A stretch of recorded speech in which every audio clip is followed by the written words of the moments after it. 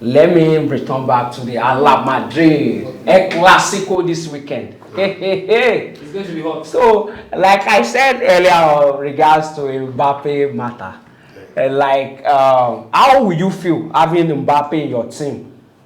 Well, it will be a boost to the attack, and Benzema has been trying to convince him personally, and the attack team will really go places. Yeah, will really go places. So with the French team, their pair is really a good pair. So with Benzema, with Mbappe coming on board, I think we could win the Champions League back-to-back 4 times. The very champion for that matter. Yeah, so you think you can still retain it? Yeah, we did it thrice. So that is past. That was them. Well, when you talk about football, you talk about history, you talk about So it's still possible. So you think Mbappe is the right person to secure that position in Madrid, Well, right now I can't talk about Mbappe because just like being in the fantasy world, I can't talk about Mbappe right now. Yeah, so if anything about Mbappe is going to happen, it's going to happen next summer. It can't happen now.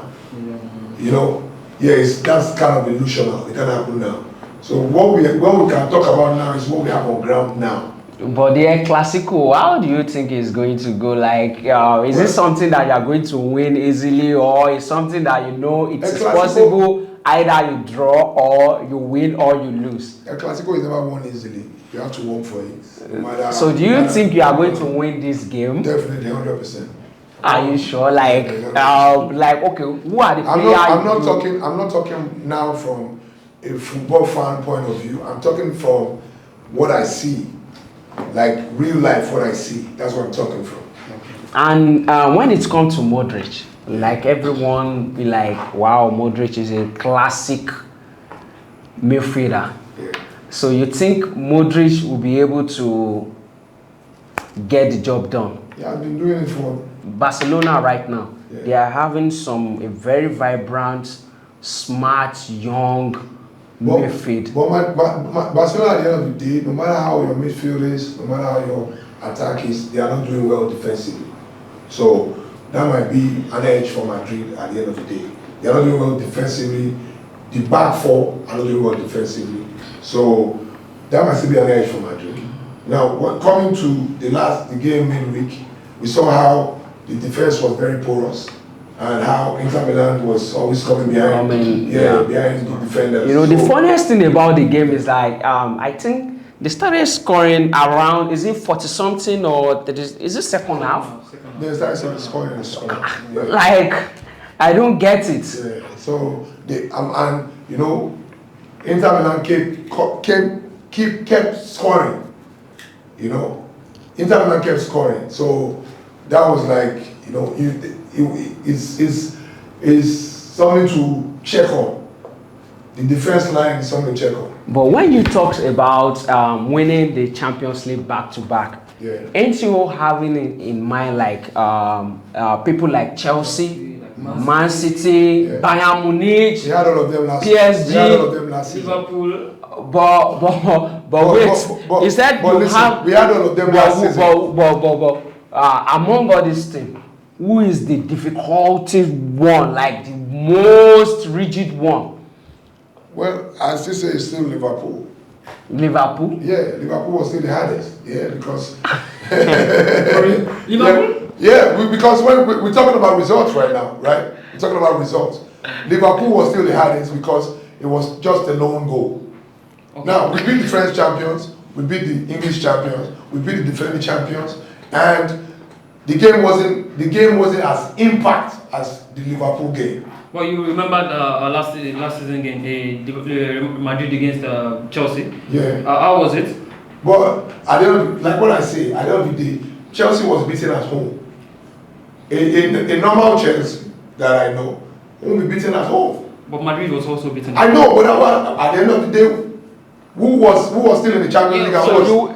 Are you saying that you will take Liverpool ahead Chelsea, that they are the hardest. What I'm saying is, I'm talking about last season. And Yes. I'm talking about results, right? Madrid, Liverpool played the final. So we could talk about how the game was played, we could talk about a lot of tactics, we talk about the game plan, but at the end of the day, the two got to the final. Of course, of course. You understand what I'm trying to say? The two got to the final, and a lone goal decided the game. But you know, final. Do you realize sometimes in a competition, Yeah. you will play final even before the final? Well, I understand that, Yeah. but what I'm trying to say is, with the away goals put aside, not in play. But do you think this season now, Yeah. if you are to come across Chelsea, you have that 100% sure that you'll be able to defeat Chelsea? Definitely. Then I'm going to trash you. Definitely. For real. Definitely. Well, it's going to be a walkover. Right now, with Chelsea against Madrid. We go carry una well and no when I don't know. We go carry una well and no For real, know. for real. If Chelsea is going to play Madrid, We go carry una well and no know. it's going to be a different But, game. Apart but from don't that. forget to Benzema is not in form right I now. am telling you, Benzema is coming back in a classic. Benzema streaks has been gotten. No, it's not. They don't dictate Benzema. Listen, Hey. okay, like what I was saying earlier. Yeah. You have to be mentally prepared for these games. Yeah. Right? Now, Benzema was out for a month. He came back. He thought it was just going to be the scoring ways. But that's what I'm saying. You have to be mentally prepared. He lost the penalty. He lost to the same team last season. Osasuna. He still lost to the same team this season. So these things are, football is not just, football is more of, the mental before your legs. Of course, of course. So Benzema needs like therapy right now. But before the therapy is done, Yeah. so Chelsea will have gotten over. No, Benzema is coming. Benzema will be back. In So the you Clasico. think Chelsea would now wait, like seeing Benzema coming again to score them back to back, like the way he does But like it's an attacker. like he did last time. That's his responsibility. That's his duty. Of course. He's an attacker. He doesn't have. Nobody will tell Benzema now to go to the goalpost to go keep. He's an attacker. Of course. That's his duty. That's his responsibility. So you have the mindset that Benzema is still going to score back to back against Chelsea. Definitely. He is not going to. Definitely. Because right now, the way our midfield is with Chelsea, I can assure you that one, we hold our midfield very tight, and we're going to take over the game from you. And from that reminds me, Rudiger, your best defender, is out. He's going to play. He's going to play in a Clasico. Are you sure? He's trained today. Is he going to be fit to play that game? Because it's a one game, toughest game in Spain. Listen, for what Rudiger played in the last match, for his actions and everything, The energy, agility. he's going to play in a Clasico. Trust me, definitely he's going to play in a Clasico. He's training today. He trained today.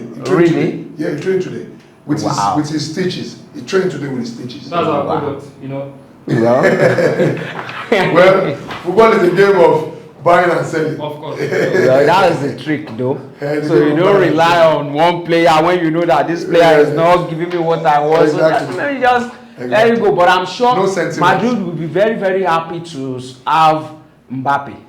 Well, Because let's talk about the facts right now. Let's talk about facts. Mbappe is very, very, very, very good for now. He's really in form. But don't you think people have known the trick of Madrid attacking tactics right now? Because if they were able to conquer and capture Vinicius Junior, there will be nobody like Benzema Nobody can capture to operate. Listen. And, let me tell you. even if you have the best midfielder, according to what I've read online, even you having best midfielder, Modric can never deliver to Benzema. No, they will play through the wing. Let me explain something. And giving Vinicius the ball, defender were able to stop Vinicius, there will be nobody called Benzema. What about Valverde? Valverde is just trying right He's now. not trying. He's not trying. He's trying. We all know that Valverde is very, very good. He's not trying. Valverde right now is one of the best midfielders in Europe. But you know, there is difference between you knowing the pattern and style trick to deliver to this point striker. From the Liverpool game till date, Valverde has done good for Madrid. He has done good. We all know. But in the Champions League and in the league, Valverde is one of the players that is doing really good right now. But when it comes to Benzema performance, Benzema performances, we all know that it has to do with Vinicius Junior, because having Vinicius Junior there, Vinicius Junior know when exactly to deliver the ball. Listen, what I'm saying to Benzema. What I'm saying is right from the on goal. And Valverde you are talking about, I'm not sure if you know much more about how to deliver ball. Listen, right from the get-go. Madrid comes through the flanks to break defenses. Now, if Vinicius is not doing good at his own side, Valverde will be doing good at his own side. But you as a defense, as a good defender, or as a coach, you won't put a man with Vinicius. A man is never enough for Vinicius. So that leaves the flanks open.